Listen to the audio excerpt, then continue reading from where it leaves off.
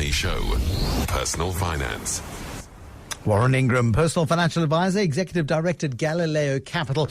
It's Valentine's week. Did you get the roses? I did. Thank you so much. Well, excellent. I'm glad you got them. Cut the heads off. You know what that means, don't you? Now, listen, we're talking couples and money, and I think we need to set the mood. We need candles. I've got candles. No chocolates. We're not allowed to eat in the studio. Nice music. We need nice music. Romantic music. Playing my hair back. Hey, blowing it off. I just thought, what is the cheesiest music I could do for romance? And that was Loving, a terrible sitcom of the 1980s. It was revolting. But now listen, I mean, this is quite serious because more and more people are sort of hooking up, shacking up, doing whatever it is they do instead of getting married. Maybe they'll get married one day, but kind of marriage is quite an outdated concept, and it comes with lots of legal nonsense and family pressures and all sorts of stuff. And so people move in together, and they're not necessarily thinking of the financial consequences of doing that before they actually move in, and it can be messy. Exactly, and I think it's. I mean, park the I guess the moral or religious arguments to one side, but a lot of people would say, well, you would test drive a car before you buy it, etc., and so we're going to move in together and see how it goes, and then if it goes well, we get married, and it's probably in the beginning, in the early stages of someone moving in together, they keep their lives fairly separate, but a year or two or three down the line, almost organically. Things start to merge, both financially and I guess in a range of different ways. It becomes practical to say, well, if one of us is doing the grocery shopping more than the other, why don't we have joint bank accounts or do something? There's no such thing in South Africa as a joint bank account. South Africa it's the most despicable failure. I don't know if it's a banking system thing or a regulatory thing, but you can't get a bank account in a couple's name or in two different names. Sure, but I guess I'm saying practically that we open a account and then we chuck all our money in there, and but still it's antiquated, and I'm shouting at the banks, bad banks. But you're taking me off track now. See, I'm losing my train of thought. I'm a male. I can do one thing at a time.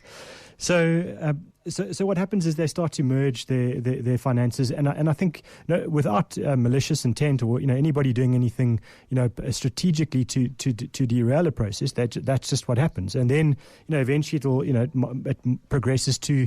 I mean, I think the sad ones are, for example, we've got space. Why don't we buy a puppy or a cat, and then why don't we buy a house together? And all of those things are great.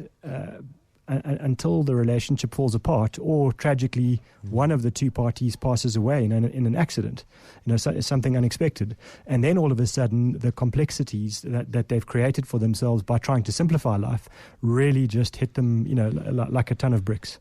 I mean, if you've got young people, for example, in a relationship, and one of them owns a property, and there's no will in place, for example, for their partner to inherit the property, and naturally that property then goes to their next of kin, who might be siblings or mum and dad or whatever the case is, and you find yourself homeless as a result of the fact that through no fault of your own and through nobody's intent, you're excluded from inheritance on that particular basis. And especially if you for example, contributed to the bond and contributed to the maintenance of the property and the rates and taxes, etc., over a period of time, you just end up with no legal basis to stand on, or you're going to have to really fight it now if there's not an amicable way of splitting things.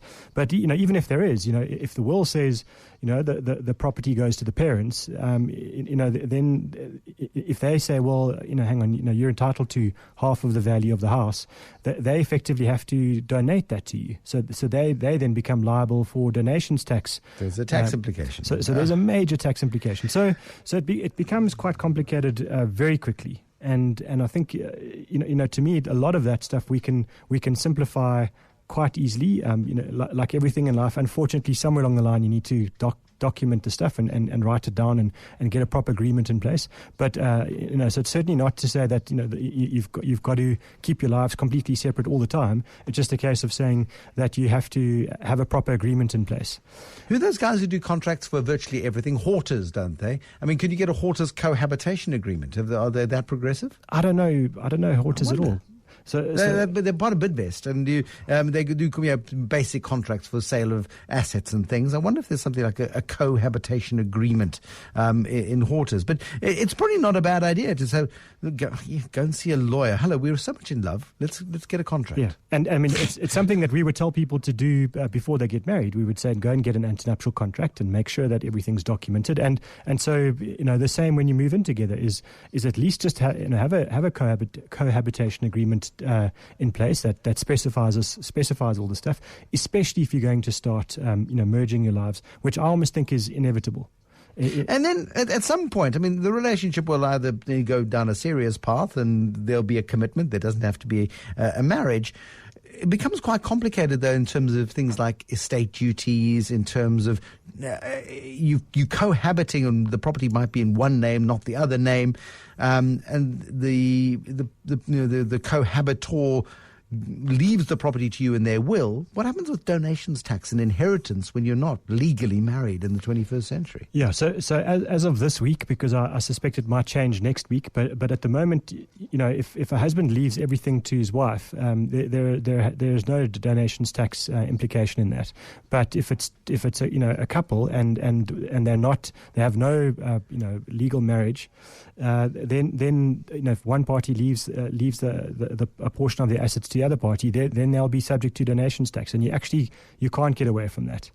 So it's something to note and to know about going into the deal, because what you can do is, for example, buy the property in joint name. So you can still do that, Bruce, even though you can't have a joint bank account. But again, Kukesh wants to fight with me on this particular point. Kukesh in Sunning Hill, you can have a joint bank account in South Africa? Yes, you can, Bruce. And where? You can have. Why has it been kept so secret from my wife? Because she's very angry with the entire banking industry that we can't do this. Or you can definitely have a joint bank account. I know many people, you might want to approach the banks and get a joint account. No, but a bank account in both people's name with equal access, equal rights, equal signing power on the account. Not an account in one person's name with signing rights of the second person. Because, yes, it's not a direct joint bank account. A joint bank account, absolutely. With two cards associated with it. A joint bank account. But the account is in one person's name and there's a second signatory to it. It's a small thing, Kukesh, but it's not a fully equal 50-50 partnership in the bank account. One person carries the liability for that account. Sure. Okay, so it's not a joint bank account, Kukesh. It's a second card in an account. No, I'm not talking about a secondary. So you could have your account, and you can get a secondary card to that account. Mm-hmm. That's separate. That's completely separate. That's your account, and you can just get a secondary card to your spouse's account, to your account, and then you can have a joint account.